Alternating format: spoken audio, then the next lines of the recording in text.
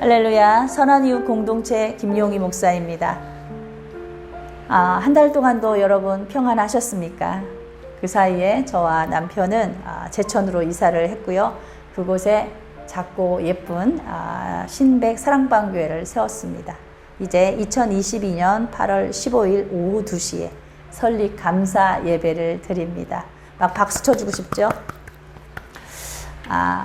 이를 위해서 함께 기도해 주시면 감사하겠습니다. 오늘 하나님의 말씀은 누가복음 12장 13절에서 21절 말씀입니다. 탐심을 물리치라. 말씀이 너무 길어서 제가 두 절만 읽어보도록 하겠습니다. 20절, 21절 말씀입니다.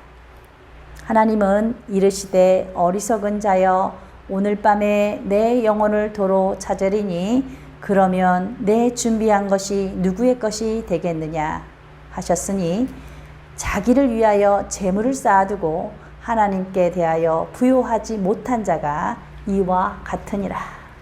아멘. 심리적으로 사람들이 기쁨을 느끼는 경우가 4가지가 있다고 합니다. 첫 번째가 내가 사랑받고 있다는 그 생각이 들 때, 두 번째는 내가 소중하게 생각하는 것을 갖게 될 때, 세 번째 내 삶이 만족하다라고 느낄 때, 네 번째 내가 가지고 있는 것을 누군가와 함께 나눌 때라고 합니다. 하지만 이런 기쁨을 빼앗는 마음이 있습니다. 그것이 바로 무엇인가를 가지려는 과도한 욕망, 욕심. 우리는 그것을 탐심이라고 말합니다. 탐심은 우리를 자주 속입니다. 마치 그것이 우리의 인생을 행복으로 이끌어 가는 것처럼, 마치 그것이 우리가 기쁘고 즐거운 삶을 누릴 수 있는 것처럼 우리를 속인다는 말씀입니다. 사자성어에는 과유불급이라는 말이 있습니다. 욕심이 너무 지나치면 오히려 화를 부른다, 그런 말이죠. 성경에도 과도한 욕망, 욕심, 즉 탐심에 대해서 잘 설명해 주는 말씀이 있습니다. 야고보서 1장 15절, 욕심이 잉태한 즉 죄를 낳고 죄가 장성한 즉 사망을 낳느니라. 탐심은 마치 우리를 행복한 길로 인도하는 것 같지만 결국은 우리로 하여금 죄를 짓게 하고 죽게 만든다는 사실입니다. 그래서 우리는 탐심을 반드시 물리쳐야 합니다. 왜냐하면 탐심을 가지고 있는 한 우리에게 기쁨을 주는 이 4가지의 기쁨을 절대로 누리지 못하기 때문입니다. 탐심이 있는 사람은 쉽게 사랑을 포기합니다. 탐심이 있는 사람은 진짜 자신에게 소중한 것이 무엇인지 잘 몰라요. 탐심이 있는 사람은 만족감이 없습니다. 탐심이 있는 사람은 절대 다른 사람과 자신의 것을 나누지 않습니다. 본문 말씀을 보니까요, 주님께서 모든 탐심을 물리치라고 말씀하시면서 한 부자의 이야기를 들려주십니다. 한 부자가 있었습니다. 그가 자기 밭에서 거둔 엄청난 소출의 곡식들을 보면서 생각을 합니다. 내가 이 많은 곡식들을 쌓아둘 곳이 없으니 더 큰 창고를 만들어서 그곳에 나의 곡식들과 재산을 넣어두고 이제부터 나는 편히 쉬면서 내 인생을 즐겁게 살아야겠다. 쉬면서 내 인생을 즐기는 것, 이 세상을 살아가는 수많은 사람들의 꿈이자 로망이죠. 그런데 하나님께서는요, 그런 인생을 잘 살았다고 말씀하지 않습니다. 본문에 보니 이제부터 나는 쉬면서 내 인생을 즐길 거야 라며 신나 있는 부자에게 하나님께서 3가지를 말씀하십니다. 첫 번째, 하나님은 부자에게 어리석은 자여 라고 말씀하십니다. 왜 하나님께서는 부자에게 어리석은 자라고 말씀하는 걸까요? 부자는 자신의 창고에 가득한 수많은 곡식과 재물이 자신을 지켜주고 자신의 삶을 행복하게 해줄 거라고 믿었기 때문입니다. 사랑하는 여러분, 우리가 최고라고 생각하는 것들, 특히 돈이겠죠. 돈이 정말 우리를 지켜주고 우리를 행복하게 해줄 거라고 믿고 있습니까? 인터넷 기사를 봤습니다. 그곳에 대문짝만한 글의 제목을 제가 봤는데요. 로또 당첨, 그 독 묻은 행운. 행운은 행운인데 독이 묻었대요. 너무 슬픈 이야기입니다. 일단 기사의 내용을 살짝 살펴보니까 로또 1등 당첨자들 가운데 전과자가 되거나 그 자살자들의 사례가 계속 늘어나고 있대요. 화목했던 가정이 파탄나는 일이 상당수가 된다고 적혀 있었습니다. 혹자는 이렇게 말할 수 있겠죠. 전과자가 돼도 좋으니 돈 좀 실컷 만져봤으면, 당장 죽어도 좋으니 돈벼락에 맞아봤으면. 사랑하는 성도 여러분, 전과자가 되고 자살을 하고 사랑하는 가족들이 뿔뿔이 흩어지는 이런 삶은 정말 아닙니다. 그래서 돈은 적당한 것이 좋은 것이지 과도하면 사람을 망치게 됩니다. 디모데전서 6장 10절 말씀을 보니 돈을 사랑하는 것은 일만하게 뿌리가 된대요. 돈을 탐내는 사람은 마음에 미혹을 받아서 하나님을 떠나게 되고 돈 때문에 많은 근심 속에 살게 될 거라고 말씀하고 계십니다. 과도한 욕심, 탐심은 우리를 하나님에 대한 믿음에서 떠나게 되고 결국은 하나님을 부인하게 되는 그런 삶을 살게 한다는 사실입니다. 그래서 하나님께서는 수많은 곡식당과 재물을 보고 마냥 행복해하며 즐거운 상상을 하는 부자에게 어리석은 자여 라고 말씀하시는 것입니다. 과도한 욕심, 탐심은 반드시 물리쳐야 합니다. 두 번째, 하나님께서 부자에게 한 말씀은 오늘 밤 내 영혼을 도로 찾겠다라는 말씀이었습니다. 지금 이게 무슨 말씀입니까? 하나님께서 부자에게 오늘 밤 너는 죽을 거야! 오늘 밤 너는 죽는다고. 부자의 입장에서는 정말 당황스럽고 억울하고 분할 것입니다. 다행히 이 말씀은 사실이 아니고 주님께서 우리에게 비유로 하신 말씀이라는 점 분명히 알아주시기 바랍니다. 이런 비유의 말씀을 통해서 주님은 무슨 말씀을 하고 싶은 것일까요? 그것은 육체의 문제가 아닌 영혼의 문제에 대해서 주님은 우리에게 말씀하고 싶으신 것입니다. 본문 말씀, 앞전 말씀을 보니까요, 주님께서 제자들과 굉장히 심각한 말씀을 하고 있어요. 그 말씀의 내용은 12장 4절에서 5절 말씀인데 이런 내용입니다. 우리의 몸을 죽이고 그 이상 아무것도 할 수 없는 사람을 두려워할 필요가 없다고 말해요. 육신이 죽는 것은 사람이면 이미 정해져 있다는 겁니다. 정말 우리가 두려워해야 할 분이 있대요. 우리가 죽은 후에 우리의 영혼을 지옥으로 던질 권세를 가진 그분을 두려워해야 한다고 말씀하고 있습니다. 이 말씀은 육신의 죽음이 중요한 게 아니라 우리 영혼의 거취의 문제가 있다는 사실입니다. 죽으면 끝난다고 생각하는 분들, 그래서 너무 힘들고 감당할 수 없는 삶에서 벗어나고 싶어서 자살을 생각하시는 분들 분명히 들으시기 바랍니다.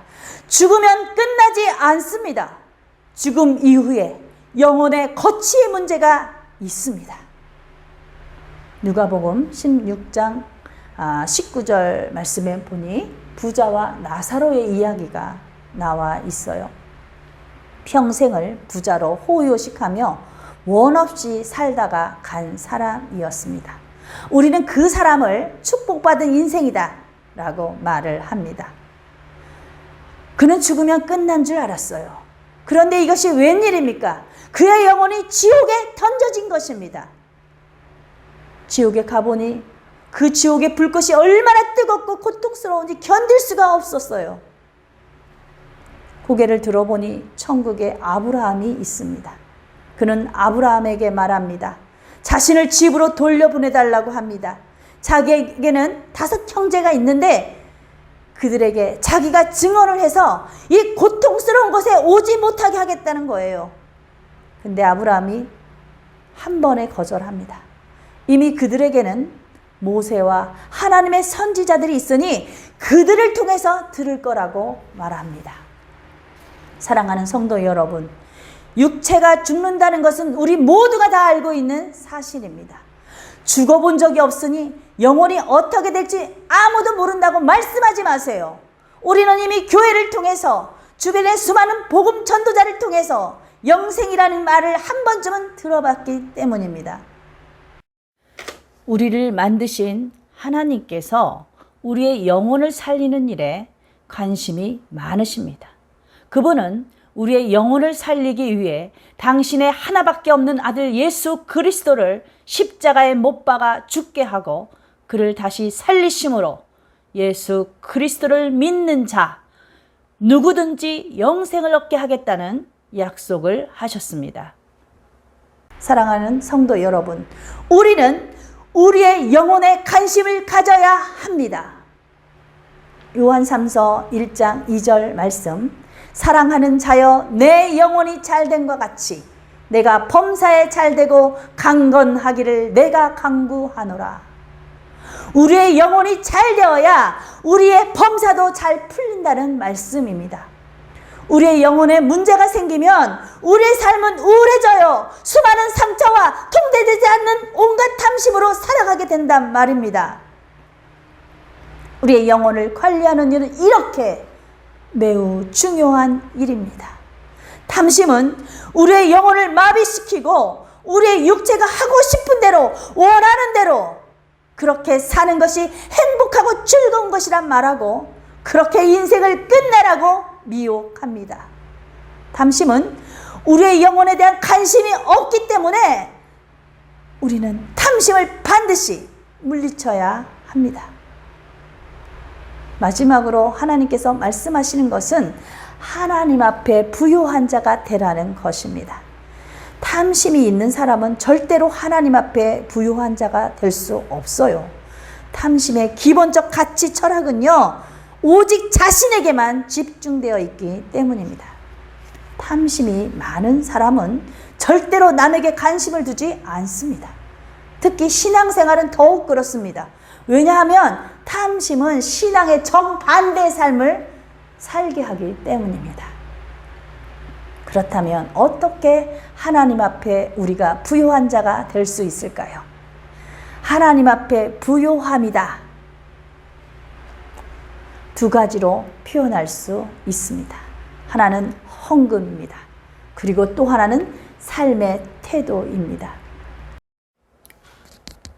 헌금은 하나님과 나의 신뢰의 문제입니다. 헌금을 통해 하나님에 대한 신뢰를 쌓은 경험이 많은 사람은 하나님 앞에 헌금을 감사함으로 드리게 되어 있습니다. 그것이 하나님 앞에 부요한 자입니다. 다음은 삶의 태도에 대한 부요한 자입니다. 마태복음 25장 31절에서 40절 말씀을 보니까요, 우리 형제 중에 가장 작은 자, 가장 약하고 보잘것없는 자가 배가 고플 때 먹을 것을 주래요. 목마를 때 마시게 하고, 나그네 되었을 때 따뜻하게 대해주고, 헐벗었을 때 옷을 입혀주고, 병들었을 때 잘 돌봐주래요. 혹시 옥에 갇혔을 때 찾아가 봐 주래요. 그것이 주님께 하는 것과 같다라고 말씀하시면서 하나님 나라를 상속자로 받을 수 있는 사람들이라고 말씀하고 있습니다. 탐심을 가진 자는 절대로 다른 사람을 생각하지 않습니다. 왜냐하면 내가 더 가져야 하기 때문입니다. 탐심으로는 하나님 앞에 부요한 자로 설 수가 없어요. 하나님 앞에 부요한 자가 되기 위해서는 반드시 탐심을 물리쳐야 합니다. 이제 말씀을 정리하고자 합니다. 삼성그룹 회장인 이건 회장이 향년 78세에 오랜 투병으로 생을 마감했습니다. 그는 2019년 세계 100대 부자 순위에서 65위를 차지할 만큼 어마어마한 재산을 가지고 있는 부자였습니다. 그가 죽었을 때 누군가가 글을 올린 것을 봤습니다. 사람은 귀하고 천함을 떠나서 모두 언젠가는 죽는구나. 어마어마한 재산은 한 푼도 가져가지 못하는구나. 가져가지 못할 재산을 쌓아두는 것, 우리는 그것을 탐심이라고 말합니다. 탐심을 물리쳐라 라는 이 문장은 영어 성경에서는요, 비동사로 시작하는 명령문입니다. 주님은 우리에게 모든 탐심을 물리쳤으면 좋겠다라고 권유하는 게 아니에요. 반드시 탐심을 물리치라고 명령하신 말씀입니다. 사랑하는 여러분, 탐심을 물리치지 않으면 우리는 어리석은 삶을 살게 됩니다. 탐심을 물리치지 않으면 내 영혼을 잃을 뿐 아니라 건강한 삶을 살 수가 없어요. 탐심을 물리치지 않으면 하나님 앞에 우리는 부요한 자로 설 수가 없습니다. 나의 삶을 어리석게 만드는 탐심, 나의 영혼과 삶을 죽이는 탐심, 하나님 앞에 부요한 자로 설 수 없게 하는 탐심을 주의 이름으로 떠나가라 명령하십시오. 탐심이 떠나갈 줄 믿습니다.